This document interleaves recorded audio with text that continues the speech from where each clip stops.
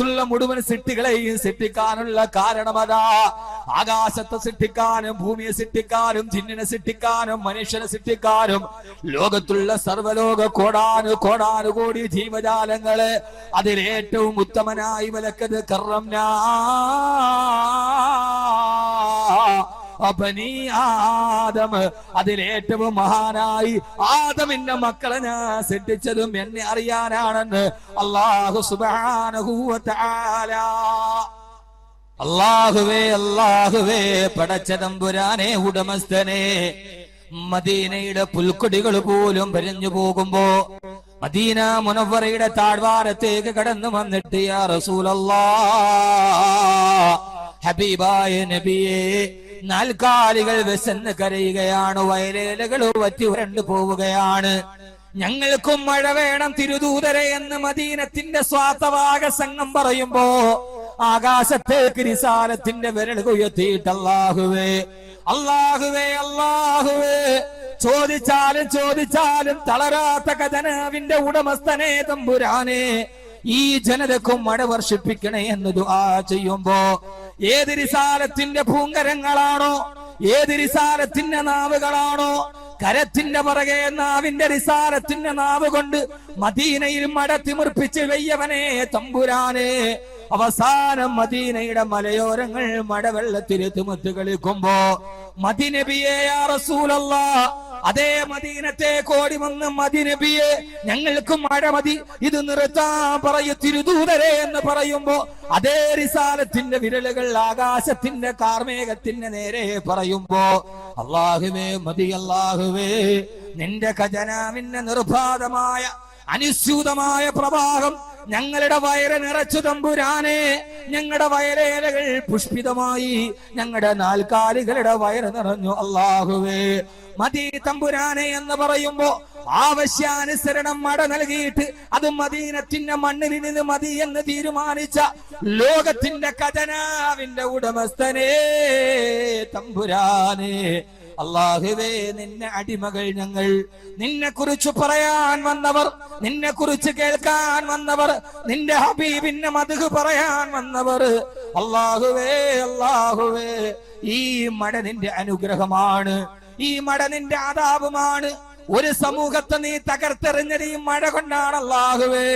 ഇന്നും ജമ്മു കാശ്മീരിൽ ഏതാണ്ട് 4.5 ലക്ഷത്തോളം ജനങ്ങൾ ഈ മഴവെള്ളപ്പാച്ചിലിൽ ഹതാശരായി, ഭക്ഷണമില്ല, വെള്ളമില്ല.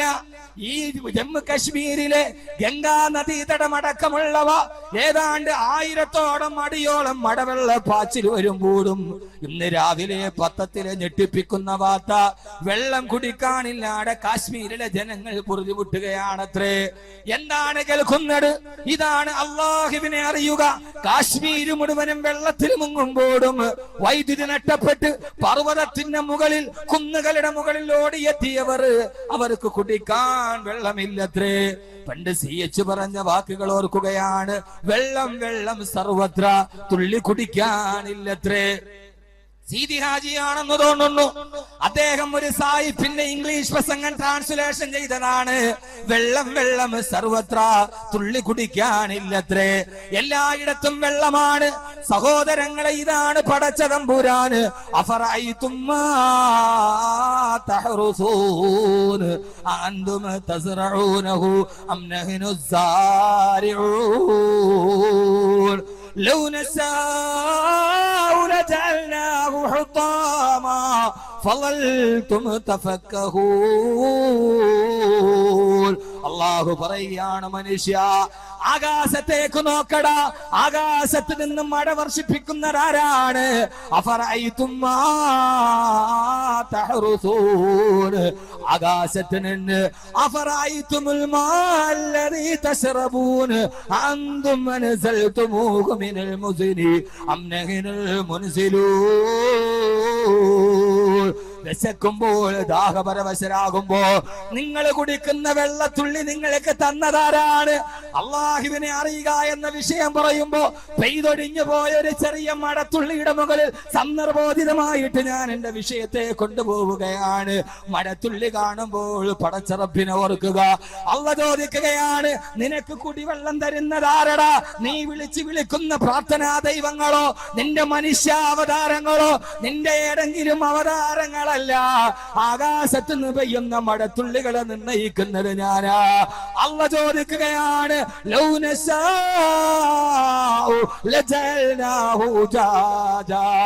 ഞാൻ തീരുമാനിച്ചിരുന്നുവെങ്കിൽ കാർമേഘങ്ങളെ ഞാൻ പിടിച്ചു നിർത്തുമായിരുന്നു. ഒരു തുള്ളി വെള്ളത്തിന് വേണ്ടി നീ ദാഹപരവശനായി നടന്നു പോകുമായിരുന്നു.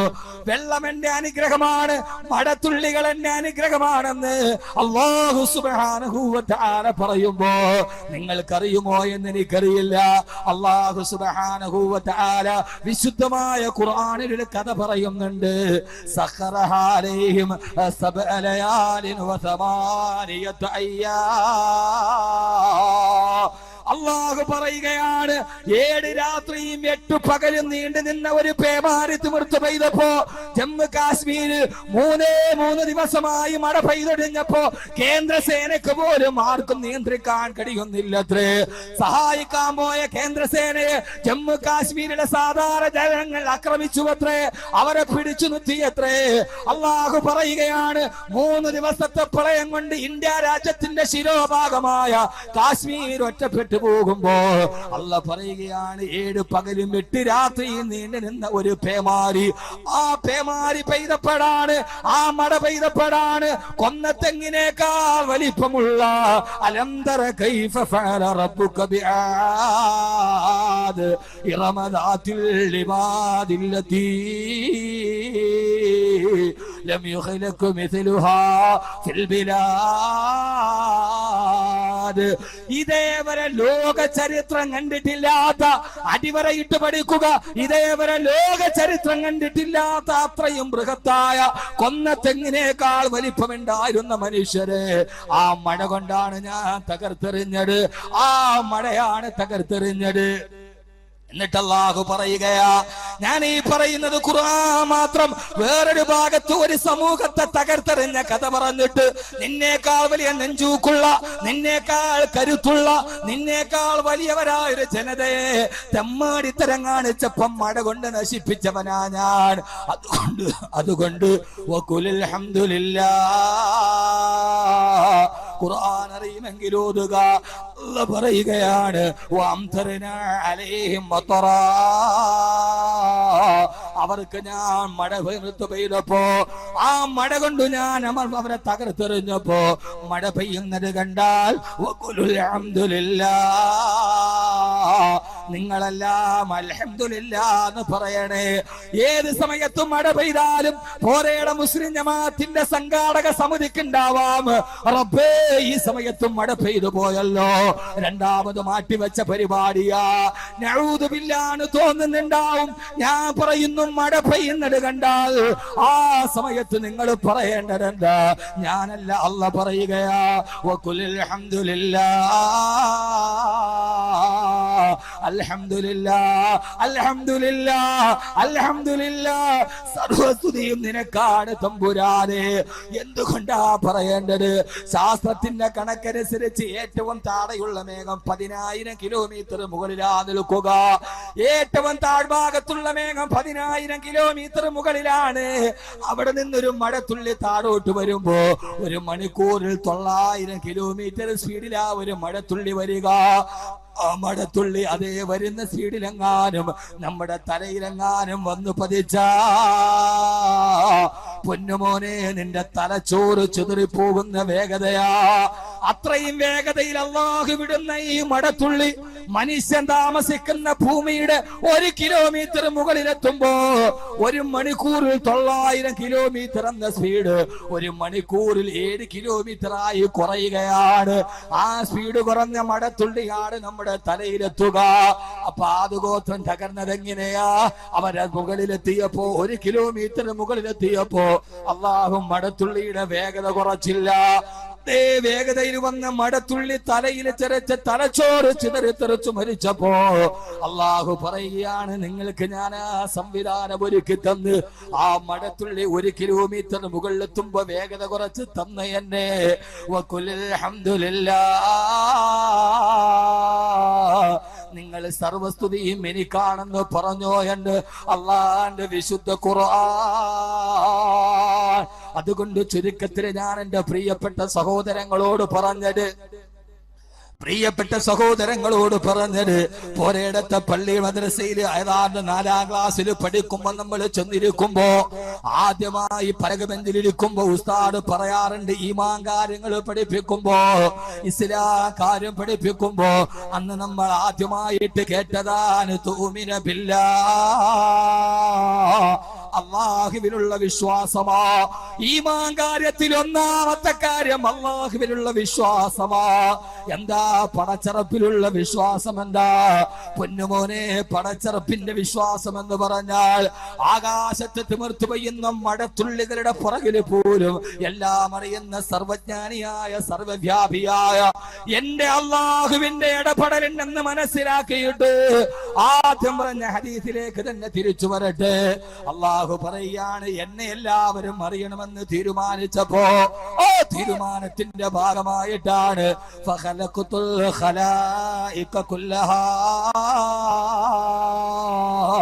എല്ലാ ജീവജാലങ്ങളെ ഞാൻ സൃഷ്ടിക്കാൻ തീരുമാനിച്ചു. അല്ലാഹു പറയാ. അതുകൊണ്ട് മഴ പെയ്യുമ്പോ അൽഹംദുലില്ലാ എന്ന് പറയാം. പക്ഷികൾക്ക് പോലും അള്ളാനെ അറിഞ്ഞിട്ടുണ്ട്. അറിയാത്ത ഒരേ ഒരു വർഗം അല്ലെ പക്ഷികളുടെ. അതെ, പക്ഷി പറക്കുന്നു, ഫ്ലൈറ്റും പറക്കുന്നു, വിമാനവും പറക്കുന്നു. പക്ഷിക്ക് പേടിയുണ്ട് ഈ 2 ചിറക്. അള്ളാഹുടെ കുദറത്ത, വേറൊരു സംവിധാനം അതിനകത്തില്ല. ഫ്ലൈറ്റിൽ പിന്നെ സംവിധാനമുണ്ട്. ചില ഫ്ലൈറ്റുകൾ, ഖത്തർ എയർവേസിന്റെ ഫ്ലൈറ്റുകളൊക്കെ സമുദ്രത്തിൽ പോലും ലാൻഡ് ചെയ്യാൻ പറ്റും. ചില ഫ്ലൈറ്റുകൾ അടിയന്തര ഘട്ടത്തിൽ കടലിൽ പോലും ലാൻഡ് ചെയ്യാൻ പറ്റും. അത്രയും വലിയ സംവിധാനം ഫ്ലൈറ്റിനുണ്ട്. ആ സംവിധാനം പോലും പരുന്തിനോ കഴുകനോ ഇല്ല. പക്ഷെ പറക്കുമ്പോൾ അതിനറിയാം അള്ളാഹുവിന്റെ കുദറത്താണ്. ചിറകൊന്ന് തളർന്ന താഴെ വീഴും, മക്കൾ പട്ടിണിയിലാവും. അതുകൊണ്ട് അവർ അള്ളാനെ അറിഞ്ഞിട്ടാണ് ജീവിക്കുന്നത്. പക്ഷികൾക്ക് 2 ജോലിയേ ഉള്ളൂ. ഖുർആനാണ്. ഒന്ന് കുല്ലുൻ ഖദ അലിമ സ്വലാത്തഹു വ തസ്ബീഹു, ഒന്ന് നിസ്കരിക്കുക, 2 തസ്ബീഹ്. ഈ 2 ജോലി നമുക്കില്ല. ഓരോന്നും ഞാൻ ഉദാഹരണ സഹിതം ഖുർആനിൽ, നമ്മൾ എന്തെങ്കിലും പറഞ്ഞിട്ട് പോയിട്ട് കാര്യമില്ല. പറയുന്ന കാര്യം വസ്തുനിഷ്ഠമായി മനസ്സിലാക്കുക. വഅളെന്ന് പറഞ്ഞാൽ വെറും ഒരു ആസ്വാദനം മാത്രമാവാൻ പാടില്ല, കൽബിലോട്ട് ഇറങ്ങണം. യഥാർത്ഥത്തിൽ അതേപോലെ തന്നെ ഫ്ലൈറ്റിൽ സഞ്ചരിക്കുക അല്ലേ. എത്രയോ യാത്രയിൽ ഞാൻ നേരിട്ട് കണ്ടിട്ടുണ്ട് എല്ലാ മുസ്ലിമും, അല്ലാത്ത ആളുകളും. ഞാൻ ഈ അടുത്ത സമയത്ത് ദുബൈയിൽ യാത്ര ചെയ്യുമ്പോ അടുത്തിരുന്ന ഒരാൾ ഹിന്ദുവാണ്, ഹൈന്ദവ സഹോദരൻ. അയാൾ എന്റെ അടുക്കൽ ഇരുന്ന് കുറെ നേരം സംസാരിക്കും. അടുത്ത സീറ്റിലാണ്, പരസ്പരം സംസാരിച്ചു. അപ്പോ എന്റെ യാത്രാനുഭവമാണ്. കുറെ കഴിഞ്ഞപ്പോ നമ്മുടെ ആകാശത്തിലെ ആ മലക്ക് വന്നു, വെള്ള മലക്ക്, എയർ ഹോസ്റ്റസ്. ആ മലക്ക് വന്നിട്ട് മെനു കൊടുത്തു. അപ്പൊ ഈ സഹോദരൻ എന്നോട് ചോദിച്ചു, ഇമാം, ഞാനൊരൽപ്പം ഡ്രിങ്ക്സ് കുടിക്കുന്നതിൽ നിങ്ങൾക്ക് എന്തെങ്കിലും വിരോധമുണ്ടോ? ഞാൻ എന്ത് പറയാൻ പറ്റും, എനിക്ക് അത്ര ഇഷ്ടമല്ല. അയാൾ കുടിച്ചില്ല. ഈ ലാസ്റ്റ് യാത്ര ഞാൻ ദുബൈയിൽ നോക്കുമ്പോൾ ഞാൻ പറഞ്ഞു, എനിക്കിത് ഇഷ്ടമല്ല, ഞങ്ങളത് ഉപയോഗിക്കാറില്ല, എന്തിനാണ് വെറുതെ ഈ ശരീരത്തിന് ദൂഷ്യമുണ്ട്. ആ മനുഷ്യൻ 2ാമത് അയാൾ കുടിച്ചില്ല. അവിടെ നമ്മുടെ എവിടെയെങ്കിലും ആളായിരുന്നെങ്കിൽ എന്നെ തൊപ്പിക്കാൾ 2 കൂടെ കുടിച്ചു.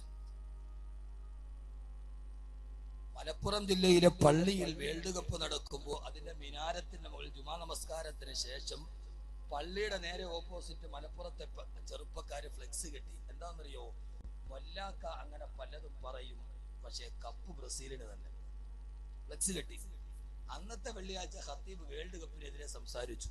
ചെറുപ്പക്കാർ ഖത്തീബിനോടുള്ള ദേഷ്യത്തിന് ഖത്തീബിന്റെ നെഞ്ചിന് നേരെ ഫ്ലെക്സ് കെട്ടി. ആ ഹൈന്ദവ സഹോദരൻ ഞാനത് പറഞ്ഞപ്പോ കുടിച്ചു. നിങ്ങളൊന്ന് ആലോചിച്ച് നോക്കി. അപ്പൊ ഇത് അറിയാത്തത് ആരെക്കുറിച്ച് മാത്രമാണ്? മനുഷ്യന് മാത്രം. ഇതൊക്കെ വളരെ അള്ളാഹു തന്നെ പറയുന്നതാണ്. ഇത് ഫ്ലൈറ്റ് പക്ഷിയുടെ അതേ സംവിധാനത്തിലാണ്. അതിലിരുന്ന് കുടിക്കുമ്പോ ആ സമയത്തും അള്ളാഹുവിനെ മറക്കുമ്പോ ഇത് അള്ളാനെ തിരിച്ചറിയാത്ത ഒരേ ഒരു വർഗം മനുഷ്യനാണ്. ജിന്നുകൾ പോലും മനുഷ്യനെ പോലെ വളരെ പ്രധാനപ്പെട്ട ഒരു വർഗമാണ് ജിന്ന്. ജിന്നിനെ കണ്ടിട്ടുണ്ടോ? ഇല്ല, ജിന്നിനെ കണ്ടിട്ടില്ല. കാണണമെന്നുണ്ടെങ്കിൽ ഞാൻ പറഞ്ഞുതരാം, പോയി കണ്ടോളാവോ? ഇന്ന് വാതിൽ കഴിഞ്ഞ് പോയിട്ട് ആ പോരേടം പള്ളിയുടെ മെയിൻ വാതിലുണ്ടല്ലോ, മെയിൻ എൻട്രൻസ്, അതിന്റെ മുമ്പിൽ പോയിട്ട് ആ വാതിലിന്റെ നേരെ നീണ്ടു നിവർന്ന് അങ്ങ് കിടക്കണം. രാത്രി 2 മണിയൊക്കെ ആകുമ്പോൾ കാണും. മെയിൻ വാതിലിന്റെ നേരെ അങ്ങ് നീണ്ടു നിവർന്ന് കിടക്കും. രാത്രി 2 മണിയൊക്കെ ആകുമ്പോൾ ജിന്നുകളൊക്കെ. മനുഷ്യനെ പോലെ തന്നെ പ്രധാനപ്പെട്ട ഒരു വർഗമാണ് ജിന്ന്. ആ ജിന്നുകൾ മനുഷ്യനെ പോലെ തന്നെ നമസ്കരിക്കുന്നുണ്ട്, തസ്ബീഹ് ചെയ്യുന്നുണ്ട്, ഇബാദത്ത് ചെയ്യുന്നുണ്ട്. ജിന്നുകളിൽ 2 വിഭാഗമുണ്ട്. നല്ല ജിന്നുമുണ്ട്,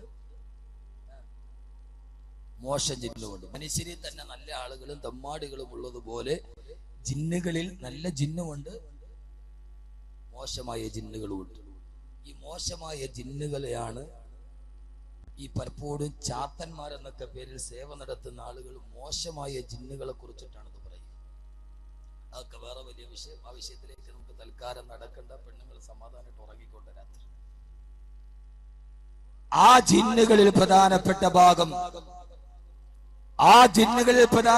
ഭാഗം അവരും അല്ലാഹുവിനെ കൃത്യമായിട്ട് അറിഞ്ഞവരാ.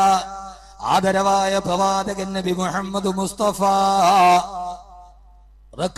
ഹബീബായ നബി മുഹമ്മദ് മുസ്തഫ സല്ലല്ലാഹു അലൈഹി വസല്ലമ ഒരു ദിവസം അല്ലാഹുവിന്റെ പ്രവാചകൻ സല്ലല്ലാഹു അലൈഹി വസല്ലമ അല്ലാഹുവിന്റെ റസൂലിന്റെ സഹാബത്തിന് വിശുദ്ധമായ ഖുർആൻ പഠിപ്പിച്ചു കൊടുക്കവേ സൂറത്തുർ റഹ്മാനാണ് പഠിപ്പിക്കുന്നത്. അർ-റഹ്മാനു അല്ലമൽ ഖുർആൻ ഖലഖൽ ഇൻസാന അല്ലമഹുൽ ബയാൻ. വിശുദ്ധമായ സൂറത്തുർ റഹ്മാൻ പഠിപ്പിച്ചു കൊണ്ടിരിക്കവേ ഓരോ ആയത്തുകൾ എത്തിയപ്പോഴും അല്ലാഹുവിന്റെ റസൂലോടാൻ തുടങ്ങി. ഫബിഅയ്യി ആലാഇ റബ്ബികുമാ തുകദ്ദിബാൻ മറദൽ ബഹ്റൈനി യൽതഖിയാൻ ബൈനഹുമാ ബർസഖുൻ ലാ യബ്ഗിയാൻ ഫബിഅയ്യി ആലാഇ റബ്ബികുമാ തുകദ്ദിബാൻ. ആയത്തുകൾ ഓതിക്കൊണ്ടിരിക്കവേ അല്ലാഹുവിന്റെ റസൂൽ ചോദിച്ചു, സഹാബ ഇത്രയേറെ ആയത്തുകൾ ഓതിയിട്ട്, അല്ലാഹുവിന്റെ അനുഗ്രഹത്തെ കുറിച്ചുള്ള ആയത്തുകൾ ഓതിയിട്ട് എന്തേ നിങ്ങൾ സുജൂദ് ചെയ്യുന്നില്ല? ഞാൻ ഈ ഓതുന്ന ഖുർആൻ കേട്ടുകൊണ്ട് നിങ്ങളെ പോലെ തന്നെ ജിന്നുകളുമുണ്ട്. ആ ജിന്നുകളെല്ലാം സുജൂദിൽ കിടന്ന് പൊട്ടിക്കരയുകയാ. നിങ്ങൾ മാത്രം എന്തേ സുജൂദ് ചെയ്യില്ലെന്ന് ഹബീബായ നബി മുഹമ്മദ് മുസ്തഫ സല്ലല്ലാഹു അലൈഹി വസല്ലമ അല്ലാഹുവിന്റെ റസൂൽ ഖുർആൻ ഓതുന്നത് കേൾക്കാൻ എത്ര പതിനായിരക്കണക്കിന് ജിന്നുകളാണ് വന്നത്. ഇന്നും ഹജ്ജിന് വേണ്ടി പോകുമ്പോൾ മക്കയുടെ മറുഭാഗത്തൊരു പള്ളിയുണ്ട്. ആ പള്ളിയുടെ പേര് തന്നെ മസ്ജിദുൽ ജിന്ന് എന്നാണ്. ആ പള്ളിയുടെ പേര് തന്നെ ജിന്നിന്റെ പള്ളി. അവിടെയാണ് അല്ലാഹുവിന്റെ റസൂൽ ജിന്നുകൾക്ക് ഖുർആൻ പഠിപ്പിച്ചു കൊടുത്തത്. ഹബീബായ നബിയുടെ ഖുർആൻ കേൾക്കാൻ, ആ ഖുർആൻ കേട്ടിട്ട് പൊട്ടിക്കരയാൻ, അല്ലാഹുവിന്റെ കലാം കേട്ടിട്ട് പൊട്ടിക്കരയാൻ എത്രയോ ജിന്നുകളാണ് വന്നത്. മലക്കുകൾക്ക് പോലെ, ജിന്നുകൾക്ക് പോലെ, ഈ പറവകളെ പോലെ എല്ലാം അല്ലാഹുവിനെ സ്തുതിക്കുമ്പോ, എല്ലാം പടച്ചറപ്പിന്റെ മുമ്പിൽ പൊട്ടിക്കരയുമ്പോ അല്ലാഹു ചോദിക്കുകയാണ്, മനുഷ്യ, എല്ലാം അറിയുന്ന മനുഷ്യ, ഞാൻ പടച്ച മനുഷ്യ, ഞാൻ ബഹുമാനിച്ച മനുഷ്യ, എല്ലാം തന്ന മനുഷ്യ, നീ മാത്രം എന്തേ പടച്ചറപ്പിനെ തിരിച്ചറിയുന്നില്ല? അല്ലാഹു പറയുന്നുണ്ട്, വമാ ഖലഖതുൽ ജിന്ന വൽ ഇൻസ ഇല്ലാ ലിയഅ്ബുദൂൻ. ഈ മനുഷ്യനെയും ജിന്നുകളെയും ഞാൻ സൃഷ്ടിച്ചത് എനിക്ക് ഇബാദത്ത് ചെയ്യാൻ വേണ്ടി മാത്രമാ. ഇബാദത്തല്ലാതെ മറ്റൊരു ലക്ഷ്യമില്ല. അല്ലാഹുവിനെ അറിയലല്ലാതെ ലക്ഷ്യമില്ല. അല്ലാഹു പറയുകയാണ്, മാ ഉരീദു മിൻഹും മിൻ റിസ്ഖിൻ വമാ ഉരീദു അൻ യുത്ഇമൂൻ. ഒരു വാപ്പ കട്ടപ്പെട്ട് മക്കളെ വളർത്തുന്നത് എന്തിനാ? രാവിലെ മുതൽ വൈകുന്നേരം, അല്ലെങ്കിൽ വൈകുന്നേരം പോരേടം ചന്തയിൽ വന്നിട്ട് മീൻ വെക്കുന്ന പാവപ്പെട്ട മത്സ്യത്തൊഴിലാളി, ആ പാവപ്പെട്ടവൻ മീൻ വിൽക്കുന്നത് എന്തിനു വേണ്ടിയാ? രാവിലെ മുതൽ വൈകുന്നേരം വരെ പള്ളിക്കലോ പുരയിടത്തുള്ള ക്രസറിൽ പോയി പാറക്കല്ലുകളോട് കെട്ടിമുട്ടുന്ന പ്രിയപ്പെട്ട പിതാവ് മക്കളെ വളർത്തുന്നത് എന്തിനാ? വാർദ്ധക്യകാലത്ത് താനൊന്ന് കിടക്കുമ്പോ തന്റെ മക്കളുടെ കയ്യിൽ നിന്ന് ഒരു തുള്ളി വെള്ളം വാങ്ങിച്ചു കൊടുക്കാൻ, നാളെ തന്റെ മക്കളുടെ കയ്യിൽ നിന്ന് ഒരു തുള്ളി വെള്ളം വാങ്ങിച്ചു കൊടുക്കാമെന്ന ലക്ഷ്യത്തോടെയാണ് ഒരു വാപ്പ മക്കളെ പോലും വളർത്തുന്നതെങ്കിൽ അള്ളാഹു പറയുക, നിനക്ക് ഭക്ഷണം തരുന്ന, നിനക്ക് ആയുസ് തന്ന, നിനക്ക് മക്കളെ തന്ന, നിനക്ക് സൗന്ദര്യം തന്ന, നിനക്ക് കൈ തന്ന, നിനക്ക് കാല് തന്ന, നിനക്ക് മസ്തിഷ്കം തന്ന, നിനക്ക് ബുദ്ധി തന്ന, നിനക്ക് കച്ചവടം തന്ന, എല്ലാ അനുഗ്രഹങ്ങളും വാരിക്കോരി തന്ന ഞാൻ മാ ഉരീദു മിൻഹും മിൻ റിസ്ഖിൻ വമാ ഉരീദു അൻ യുത്ഇബൂ, ഞാൻ നിങ്ങളിൽ നിന്ന് ഒരു പിടി ഭക്ഷണം പോലും നിങ്ങളോട് ഞാൻ ചോദിച്ചിട്ടില്ല മനുഷ്യ. ഞാൻ നിങ്ങളോട് ചോദിച്ചത് ഇബാദത്ത് മാത്രമാ, എന്നെ അറിഞ്ഞ് ജീവിക്കൽ മാത്രമാണെന്ന് അള്ളാന്റെ വിശുദ്ധ ഖുർആൻ. അതുകൊണ്ട് എന്റെ പ്രിയപ്പെട്ട സഹോദരങ്ങളോട് നിന്റെ വിഷയത്തിന്റെ ഭാഗമായി അള്ളാഹുവിനെ അറിയുക, പടച്ച റബ്ബിനെ അറിയുക. അല്ലാഹു സുബ്ഹാനഹു വ തആല അവനാരാ? അവൻ നമ്മളോട് ചോദിച്ചതെന്താ? അവൻ നമ്മിൽ നിന്ന് ആവശ്യപ്പെട്ടതെന്താ? അവനോടുള്ള നമ്മുടെ ബന്ധം എങ്ങനെയാ?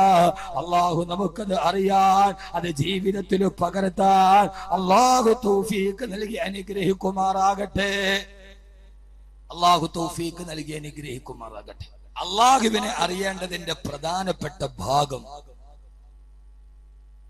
നമ്മുടെ എല്ലാവരുടെയും പ്രധാനപ്പെട്ട ഒരു വിശ്വാസമുണ്ട്. നമ്മൾ ഈമാൻ കാര്യം പറയുമ്പോ അള്ളാഹിനെ കുറിച്ച് അറിയാൻ നമ്മൾ പറയുക അൻതു ഉമിന ബില്ലാഹ് വ മലായികതിഹി വ കുതുബിഹി വ റുസുലിഹി വൽ യൗമിൽ ആഖിരി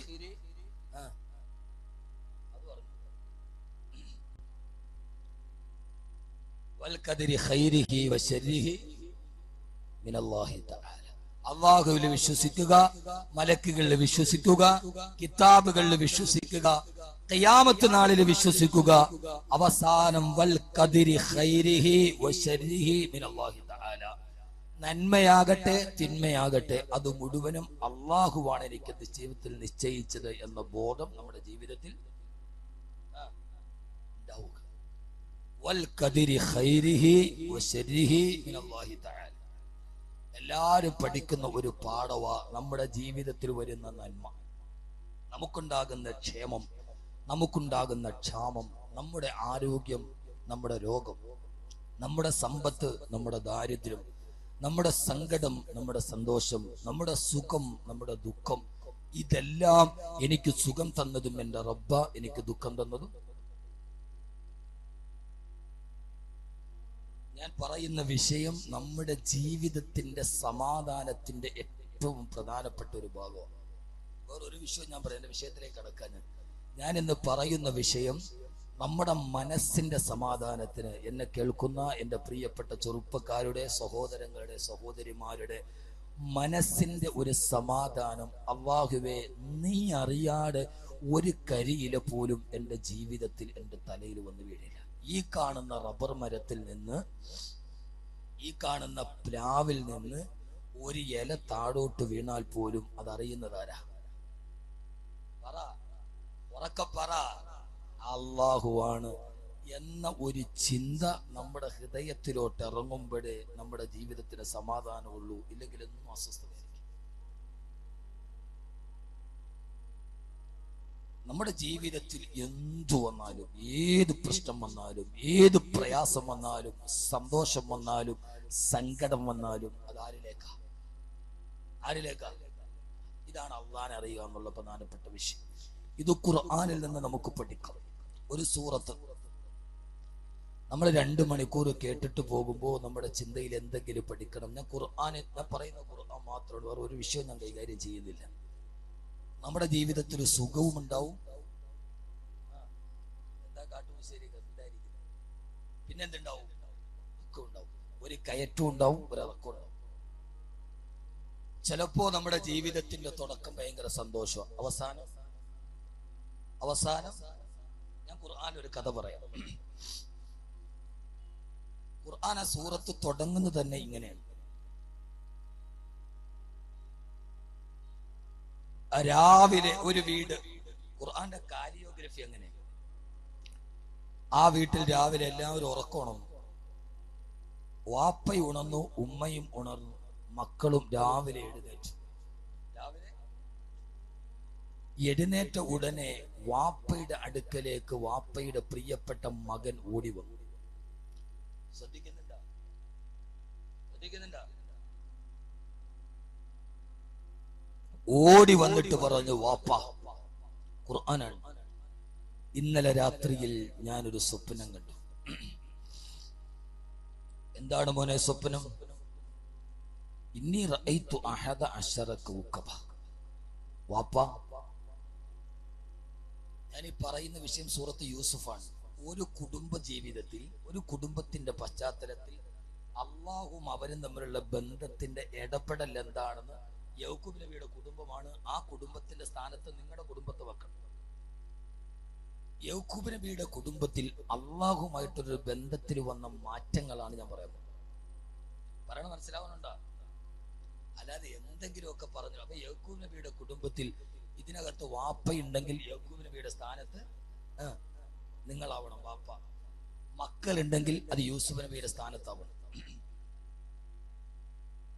ബഹുമാനപ്പെട്ട യൗക്കൂബ് നബിയോടാണ് പ്രിയപ്പെട്ട മകൻ സുന്ദരനായ യൂസുഫ് പറയുന്നത്, വാപ്പ, ഇന്നി റഅയ്തു അഹദ അശറ കൗകബ.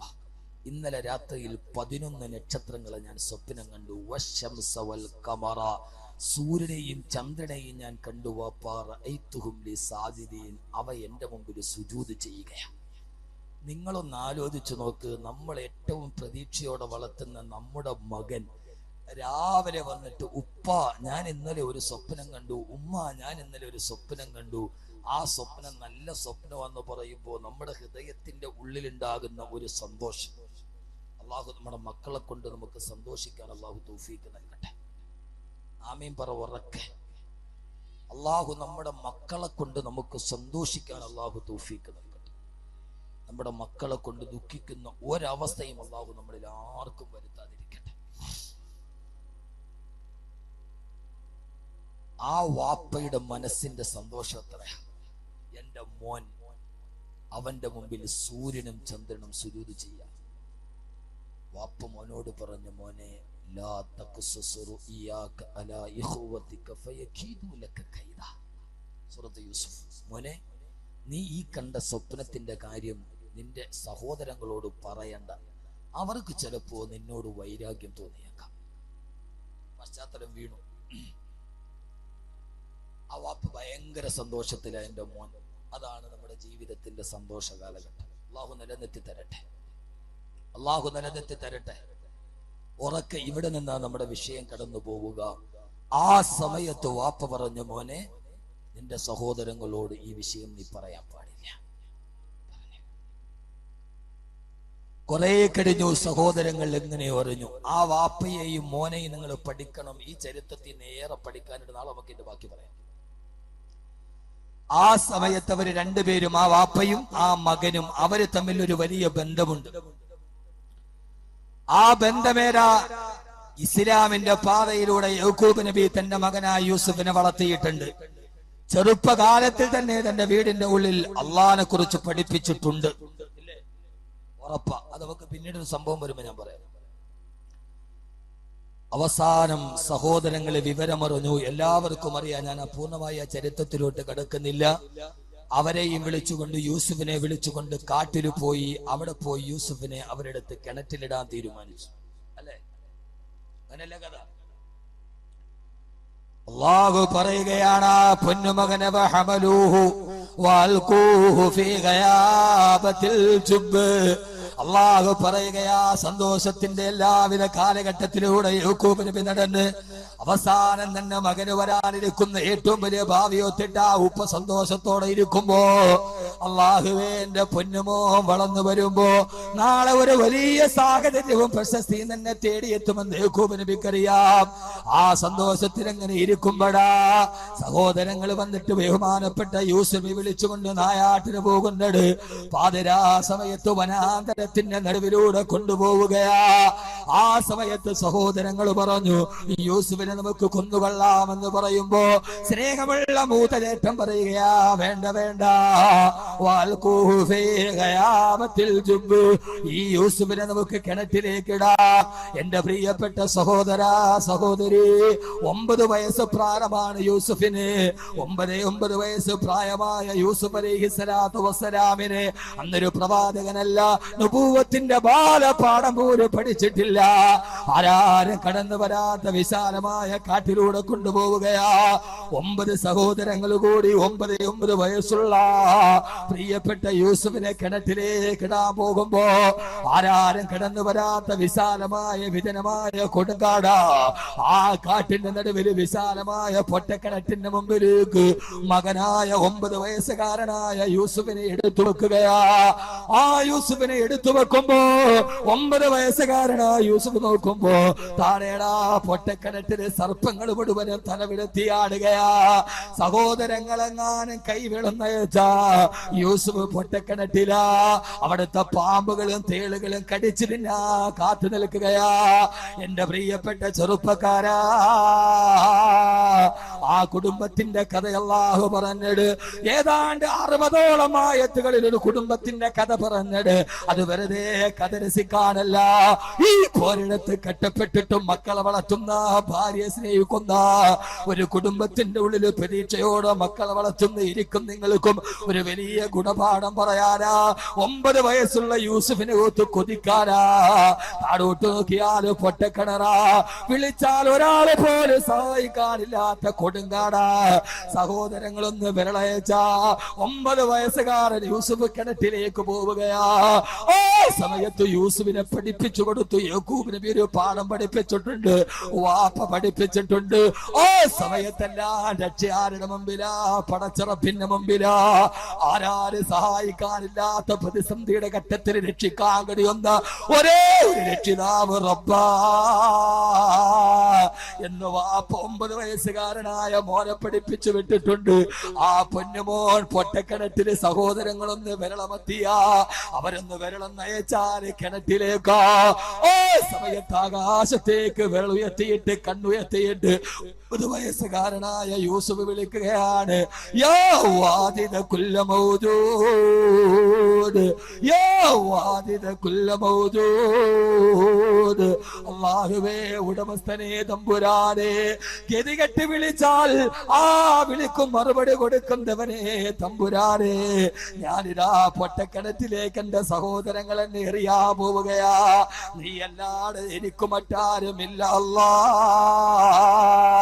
നീ അല്ലാതെ എനിക്കൊരു താങ്ങില്ല അല്ലാ. ആരേ പറയുന്നതാരാ? 9 വയസ്സുകാരനായ യൂസുഫാ.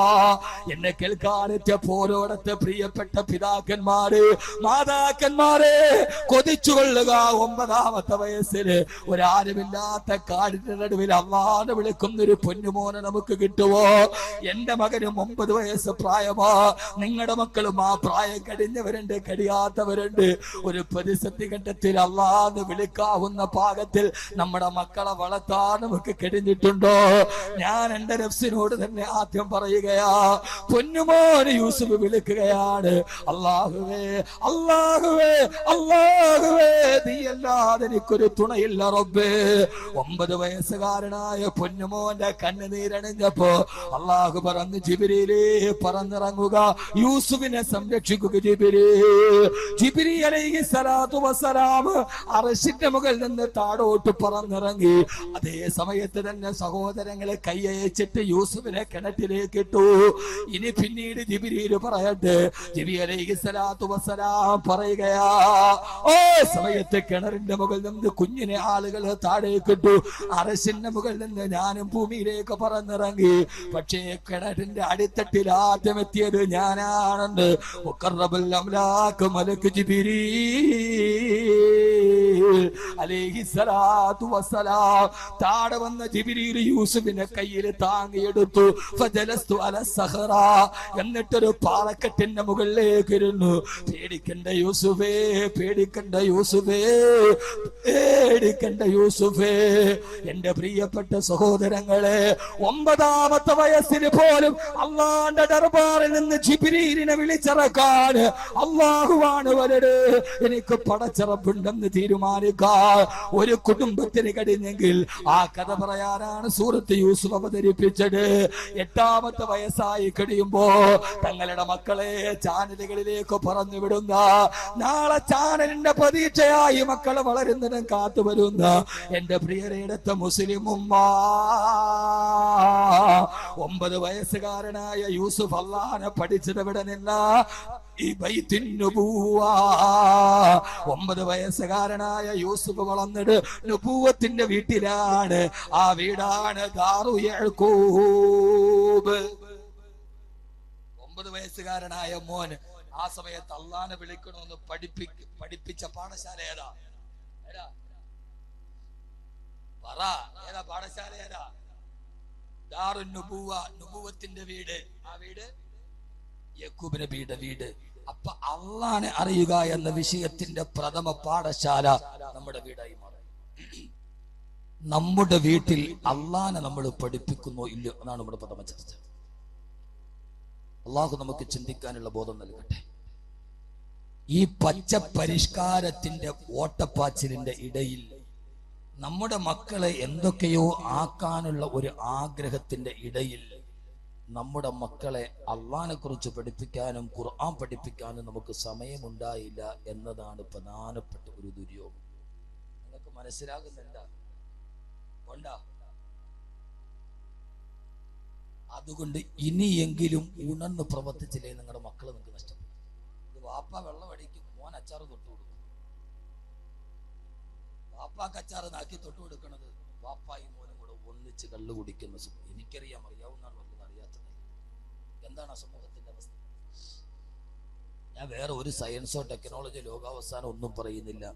നമ്മുടെ മക്കള് ഓരോ ആണിനോടും ഓരോ പെണ്ണിനോടും നമ്മുടെ വീട്ടിൽ അള്ളാനെ കുറിച്ചുള്ള ബോധം 9ാമത്തെ വയസ്സിൽ യൂസുഫിന് പഠിപ്പിച്ചു കൊടുത്തെങ്കിൽ അതിന്റെ സമ്പത്തിന്റെ കാലഘട്ടത്തിൽ നിന്ന് പിന്നീട് ദുഃഖത്തിന്റെ കാലത്തേക്ക് പോകും.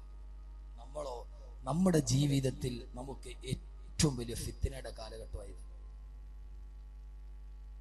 നമ്മൾ ഏറ്റവും വലിയ പരീക്ഷണത്തിന്റെ കാലഘട്ടത്തിലാണ്. അള്ളാഹു നമ്മളെ കാക്കട്ടെ. ഏറ്റവും വലിയ പരീക്ഷണം ഏതാ? ഒരു മനുഷ്യന്റെ ജീവിതത്തിൽ ഏറ്റവും വലിയ പരീക്ഷണം ഏതാ? ക്യാൻസർ ആണോ? ക്യാൻസർ ആണോ? ഹാർട്ട് അറ്റാക്ക് ആണോ? മാറാ രോഗമാണോ? നമ്മൾ പറയില്ലേ, അവൻ അള്ളാഹുടെ വലിയ പരീക്ഷണോ? എന്താ കാര്യം? അവന് ഭയങ്കര കടവാണോ വലിയ പരീക്ഷണം? നമ്മൾ പറയും അവക്ക് അള്ളാഹുടെ വലിയ പരീക്ഷണമാ. എന്താ കാരണം? അവക്ക് ഭയങ്കര രോഗമാണ്, വീട്ടിൽ എല്ലാവർക്കും രോഗം. ഒരു ഹദീസ് ഞാൻ പറഞ്ഞുതരാം, ഇങ്ങോട്ട് നോക്ക്. ഒരു കുടുംബത്തിലെ ഏറ്റവും വലിയ പരീക്ഷണം ആ കുടുംബത്തിൽ കടം വരലല്ല, ആ കുടുംബത്തിൽ മാറാ രോഗം വരലല്ല, ആ കുടുംബത്തിൽ മറ്റൊരു പ്രശ്നം ഉണ്ടാവലാണ്. പറഞ്ഞുതരട്ടെ, ഇതെന്തിട്ട് മനുഷ്യന്മാരെ എങ്ങനെ ഇരിക്കണേ? നമ്മുടെ കുടുംബത്തിലെ ഏറ്റവും വലിയ പരീക്ഷണം എന്താന്ന് പറഞ്ഞുതരട്ടെ? പറഞ്ഞെന്നാ മാറ്റാവോ? സ്ത്രീകള് നന്നായിട്ട് കേൾക്കണം.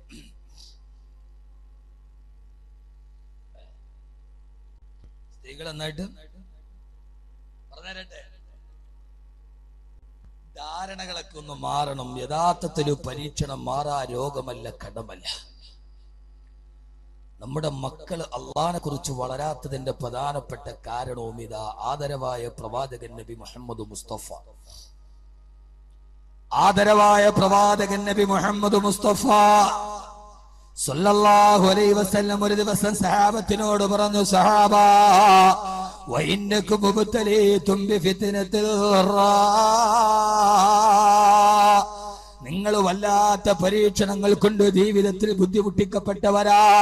ധാരാളം പരീക്ഷണങ്ങൾ നിങ്ങൾ അഭിമുഖീകരിക്കേണ്ടി വന്നവരാ.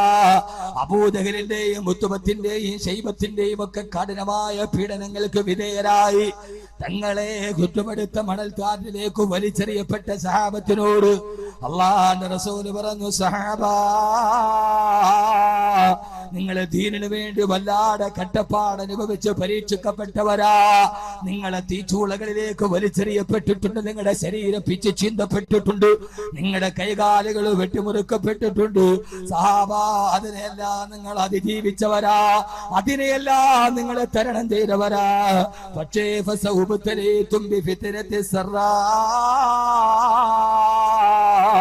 ഇനി സൗഭാഗ്യം കൊണ്ട് നിങ്ങളെ പരീക്ഷിക്കപ്പെടുന്ന കാലം വരെ സഹാബാ. ആരാ പറയുന്നത്? അല്ലാഹുവിന്റെ റസൂലാണ് പറയുന്നത്. സൗഭാഗ്യങ്ങൾ കൊണ്ട് നിങ്ങളെ ജീവിതത്തിൽ പരീക്ഷിക്കപ്പെടും, അതിനെ അതിജയിക്കാൻ നിങ്ങൾക്ക് സാധ്യമല്ല സഹാബാ. ബദറിന്റെ രണാങ്കണത്തിൽ ആയിരങ്ങളെ ജയിച്ചടക്കിയ, 10,000ങ്ങളുടെ മുമ്പിൽ ഒറ്റക്ക് പോരാടിയ, തീക്കുന്തങ്ങളെയും വാരിക്കുന്തങ്ങളെയും പടവാളുകളെയും നേരിട്ടിട്ട് അതിജയിച്ച സഹാബത്തിനോടാണ് പറയുന്നത്, സഹാബാ,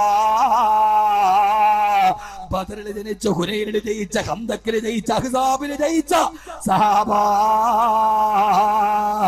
മലകളെ പോലും പർവ്വതങ്ങളോട് ഏറ്റുമുട്ടിയാൽ തകരാത്ത ഹൃദയമുള്ള സഹാബാ, നിങ്ങൾക്കിനി അതിജയിക്കാൻ കഴിയാത്തൊരു പരീക്ഷണം വരുന്നുണ്ട്. അതെന്താണ് നബിയേ? അല്ലാഹുവിന്റെ റസൂൽ പറഞ്ഞു, ഫസൗബതരീതും ബിഫിത്നതി സറാ. നിങ്ങളെല്ലാവരും സൗഭാഗ്യം കൊണ്ട് പരീക്ഷിക്കപ്പെടും സഹാബാ. ഇതിനോട് പറഞ്ഞു, സഹാബാ, വഇന്നകും മുബ്തലീതും ബിഫിത്നതി സറാ. നിങ്ങൾ വല്ലാത്ത പരീക്ഷണങ്ങൾ കൊണ്ട് ജീവിതത്തിൽ ബുദ്ധിമുട്ടിക്കപ്പെട്ടവരാ. ധാരാളം പരീക്ഷണങ്ങൾ നിങ്ങൾ അഭിമുഖീകരിക്കേണ്ടി വന്നവരാ. അബൂജഹലിന്റെയും ഉത്ബത്തിന്റെയും ശൈബത്തിന്റെയും ഒക്കെ കഠിനമായ പീഡനങ്ങൾക്ക് വിധേയരായി തങ്ങളെ കുറ്റപ്പെടുത്ത മണൽക്കാറ്റിലേക്ക് വലിച്ചെറിയപ്പെട്ട സഹാബത്തിനോട് അല്ലാഹുവിന്റെ റസൂൽ പറഞ്ഞു, സഹാബാ, നിങ്ങളെ ദീനിനു വേണ്ടി വല്ലാതെ കട്ടപ്പാട് അനുഭവിച്ച് പരീക്ഷിക്കപ്പെട്ടവരാ. നിങ്ങളെ തീച്ചൂളകളിലേക്ക് വലിച്ചെറിയപ്പെട്ടിട്ടുണ്ട്, നിങ്ങളുടെ ശരീരം പിച്ച് ചിന്തപ്പെട്ടിട്ടുണ്ട്, നിങ്ങളുടെ കൈകാലുകൾ വെട്ടിമുറുക്കപ്പെട്ടിട്ടുണ്ട്. സഹാബാ, അതിനെല്ലാം നിങ്ങൾ അതിജീവിച്ചവരാ, അതിനെയെല്ലാം നിങ്ങളെ തരണം ചെയ്തവരാ. പക്ഷേ ഫസൗബതലീതും ബിഫിത്നതി സറാ. ഇനി സൗഭാഗ്യം കൊണ്ട് നിങ്ങളെ പരീക്ഷിക്കപ്പെടുന്ന കാലം വരെ സഹാബാ. ആരാ പറയുന്നത്? അല്ലാഹുവിന്റെ റസൂലാണ് പറയുന്നത്. സൗഭാഗ്യങ്ങൾ കൊണ്ട് നിങ്ങളെ ജീവിതത്തിൽ പരീക്ഷിക്കപ്പെടും, അതിനെ അതിജയിക്കാൻ നിങ്ങൾക്ക് സാധ്യമല്ല സഹാബാ. ബദറിന്റെ രണാങ്കണത്തിൽ ആയിരങ്ങളെ ജയിച്ചടക്കിയ, 10,000ങ്ങളുടെ മുമ്പിൽ ഒറ്റക്ക് പോരാടിയ, തീക്കുന്തങ്ങളെയും വാരിക്കുന്തങ്ങളെയും പടവാളുകളെയും നേരിട്ടിട്ട് അതിജയിച്ച സഹാബത്തിനോടാണ് പറയുന്നത്, സഹാബാ, ബദറിൽ ജനിച്ച, ഹുനൈനിൽ ജയിച്ച, ഖന്തക്കിൽ ജയിച്ച, അഹ്സാബിൽ ജയിച്ച സഹാബാ, മലകളെ പോലും പർവ്വതങ്ങളോട് ഏറ്റുമുട്ടിയാൽ തകരാത്ത ഹൃദയമുള്ള സഹാബാ, നിങ്ങൾക്കിനി അതിജയിക്കാൻ കഴിയാത്തൊരു പരീക്ഷണം വരുന്നുണ്ട്. അതെന്താണ് നബിയേ? അല്ലാഹുവിന്റെ റസൂൽ പറഞ്ഞു, ഫസൗബതരീതും ബിഫിത്നതി സറാ. നിങ്ങളെല്ലാവരും സൗഭാഗ്യം കൊണ്ട് പരീക്ഷിക്കപ്പെടും സഹാബാ.